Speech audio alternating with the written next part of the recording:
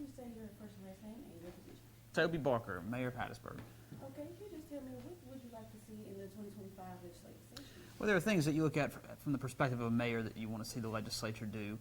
You also look at it from what we want from Hattiesburg when we go into the session. And also, as a former legislator, you kind of know the pace of things and how things might proceed. And so for Hattiesburg, we're very interested in this Broadway West Pine legislation that would give some flexibility on these 99-year 16-section leases. Now, a lot of those leases have 20, 21 years left on them. Well, if you're a developer trying to invest in Broadway West Pine, where the bulk of the land is 16-section land, it's hard to get financing when a bank looks at your lease terms and realizes you only have 20 years left and what's going to happen to that afterward. And so this legislation, which will be led by Representative Missy McGee on the House side and Senator Chris Johnson on the Senate side, would grant the local school board the authority to extend those 25 additional years. And so last year we got it through the House, it died in the Senate, so we're hoping we have better luck this year. But that's the biggest priority for us in terms of legislation personally. We're also going to look at extending the 1% Parks and Recreation tax, half of which goes to parks facilities in Hattiesburg, half of which goes to Southern Miss Athletics. The City Council voted to ask the legislature to extend that additional 4 years, which will take it through 2030. That now goes to the House and Senate in Jackson to see if they agree with that as well. So that's kind of what we're going for from the Hattiesburg perspective. As a mayor, I chair the legislative committee for the Mississippi Municipal League, and so things we're interested in this year are what's going to happen with any sort of tax proposal. Is the income tax going to be eliminated? And how does that affect some of the incentives that depend on the income tax? How does that affect just revenue as a former appropriations member?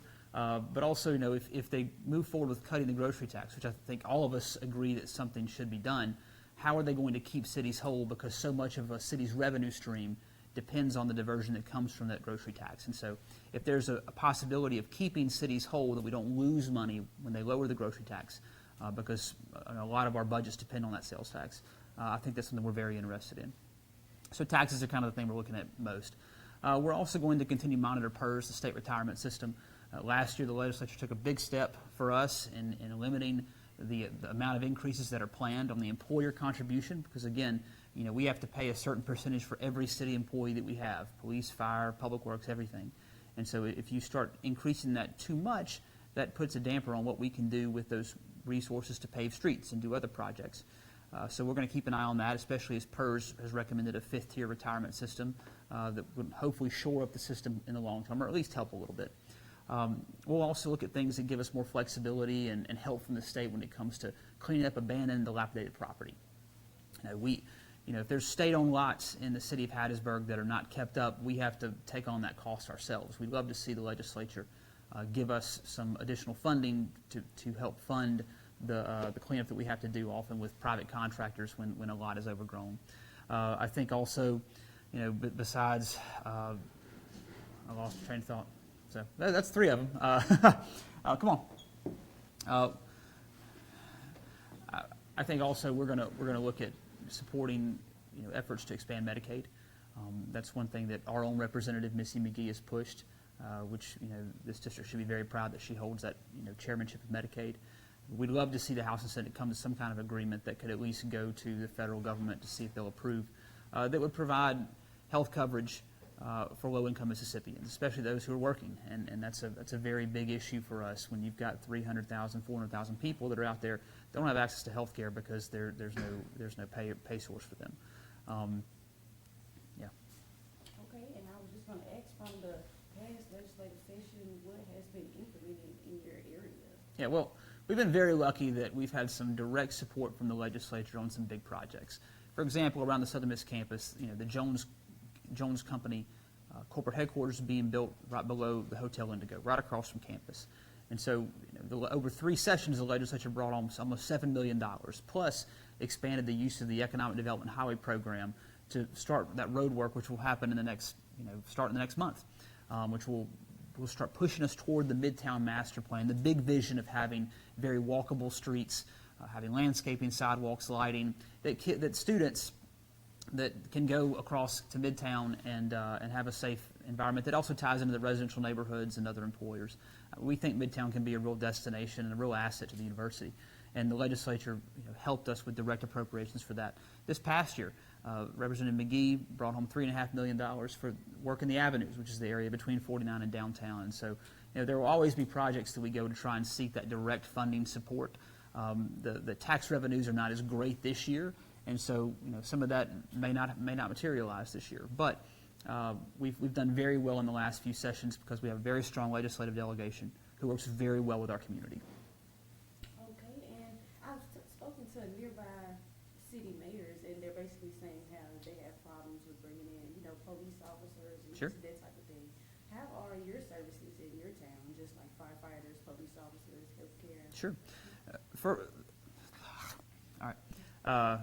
Public safety is the biggest responsibility of a local government. And so in recent years, we've been able to raise our starting salary to $50,000 a year, and we were the first in South Mississippi to do that. And so that's helped us bring in and try to fully staff our police department. The challenge we have now is that all of our neighboring cities and counties are doing the same thing, and so we have to figure out a way, how are we going to get to the next level? But getting that PERS thing handled last year, where they're not increasing employer contributions too much, really allows us some flexibility as we hope that revenues continue to grow to try and make sure that we're bringing in police and firefighters. And so yesterday we graduated a class of 5 from the fire academy, and we're very fortunate that Hattiesburg has its own academy. We don't have to go to the state to do that. So that helps. We've got a police academy. It's in their first week this week. We've got 12 cadets still left who want to be police officers. And so, all of those things, but having sources of revenue from the state, whether it's for infrastructure that frees up general fund revenue, or not having unfunded mandates come down from the state that also keeps our revenue intact, is all part of trying to boost salaries and allow for more first responders. Okay, and just my last question is just what have you noticed that maybe residents are having a challenge with that could be fixed with the legislative session? Well, I think with anything, it depends on where you are in the state. Hattiesburg is incredibly fortunate because we have a booming economy. We have a lot of employment. Last year we had one of the lowest unemployment rates in the nation. And so those are all good things. However, if you're going to keep a region growing, you have to have support for infrastructure, you have to have support for public safety, and you have to make sure that you're taking care of residents who may be on the lower income parts of things. And so a big priority for us is making sure that our Hattiesburg Public Schools have the resources they need to be successful. We are an A district. We've been an A district for 3 consecutive years. We are noticing, though, that we have some new challenges that are arising. For example, our kids go to Woodley Elementary, and 30% of that school is now English learners, which means these are usually Hispanic, Central American students who have come to the United States, who a lot of them don't speak English. So how are we bringing those families into the fold? How are we providing the right resources and to get those kids, at grade level where they're able to test with everybody else? Hawkins Elementary is now 40% English learners, and so as that percentage continues to rise in our school district, we have to meet that challenge, and we hope with the new funding formula, which provides more funding for school districts like ours who have a lot of English learners, that's going to help as well. But also just making sure that things like teacher supply money and pre-K dollars are there, because we really do depend as Hattiesburg Public Schools on getting to kids early and making sure that we can, in any sort of disparities between early childhood education are dealt with.